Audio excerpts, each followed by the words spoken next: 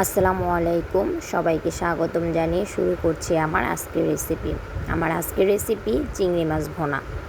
প্রথমে আমি এখানে 9 থেকে 10টি চিংড়ি মাছ নিয়ে নিলাম। এতে দিয়ে দিচ্ছি সামান্য পরিমাণ লবণ আর সামান্য হলুদ গুঁড়ো দিয়ে চিংড়ি মাছটাকে ভালো মতো মাখিয়ে নেব। হাতের সাহায্যে আমি চিংড়ি মাছটা ভালো মতো হলুদ আর লবণের সাথে মেখে নিলাম। এখন চুলায় একটি প্যান বসিয়ে দিলাম। প্যানে সামান্য পরিমাণ তেল দিয়ে দিলাম। তেলটা গরম হয়ে গেলে এর মধ্যে এখন চিংড়ি মাছগুলো ভালো মতো ভেজে নেব। তেলটা খুব সুন্দরভাবে গরম হয়ে গিয়েছে। আমি একে একে চিংড়ি মাছগুলো দিয়ে দিচ্ছি। চিংড়ি মাছগুলো ভালো মতো ভেজে নিব।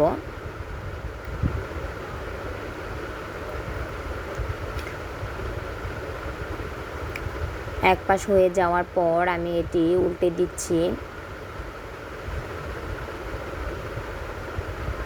চিংড়ি মাছগুলো এই তো খুব সুন্দরভাবে ভাজা হয়ে গিয়েছে। এখন এগুলো আমি তুলে নেব। চিংড়ি মাছগুলো তুলে একটি সার্ভিং বোলে রাখতেছি। সবগুলো চিংড়ি মাছ তোলা হয়ে গিয়েছে। এখন এর মধ্যে আমি দিয়ে দিচ্ছি হাফ কাপ পরিমাণ পেঁয়াজ কুচি। পেঁয়াজ কুচিটা ভালো মতো ভেজে নিতে হবে।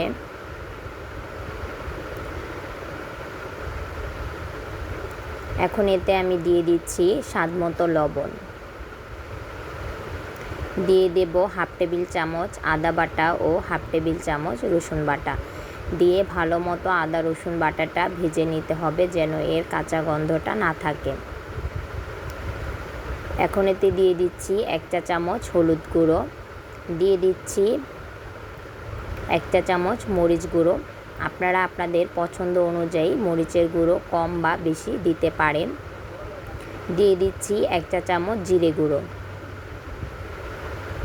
এখন সব কিছু একসাথে ভালো মতো নেড়েচেড়ে কষিয়ে নিতে হবে। এখন এতে আমি একটি টমেটো দিয়ে দিচ্ছি। টমেটোটা সুন্দর মতো কিউব করে কেটে নিয়েছি। টমেটো দিলে যে কোনো কিছুই ভুনা করা হোক না কেন, তাহলে ভুনা তরকারির কালারটা খুবই সুন্দর আসে। সামান্য পরিমাণ পানি দিয়ে দিলাম, টমেটোটা যেন ভালো মতো সিদ্ধ হয়ে যায়। এখন এতে আমি দিয়ে দিচ্ছি চিংড়ি মাছ। সবগুলো উপকরণ ভালো মতো নেড়েচেড়ে মিশিয়ে নিচ্ছি।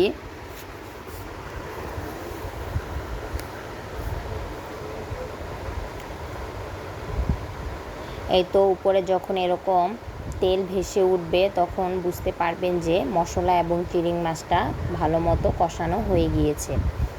এ পর্যায়ে এতে সামান্য পরিমাণ পানি অ্যাড করতে হবে। পানি অ্যাড করে এটি ঢাকনা দিয়ে ঢেকে কিছু সময় সিদ্ধ করতে হবে।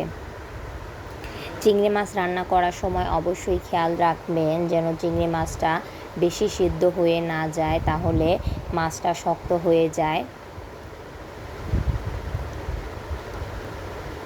ঢাকনা তুলে এখন চিংড়ি মাছটা নেড়ে চেড়ে দেব।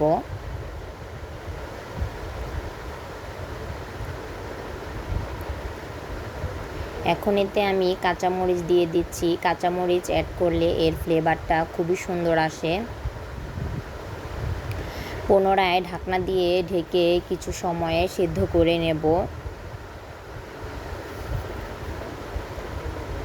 ঢাকনা তোলার পর এই তো দেখেন চিংড়ির ভুনাটা কত সুন্দর হয়েছে এবং এর কালারটাও কত সুন্দর এসেছে।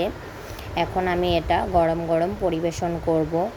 এরকম চিংড়ি ভুনা হলে খুব সহজেই আপনার প্লেটের ভাত কখন শেষ হয়ে যাবে আপনি নিজেও বুঝতে পারবেন না। তো আমার এই চিংড়ি মাছের ভুনার রেসিপিটা যদি আপনাদের ভালো লেগে থাকে, অবশ্যই আমার চ্যানেলটা সাবস্ক্রাইব করে দেবেন এবং একটি লাইক ও শেয়ার দিয়ে পাশে থাকবেন।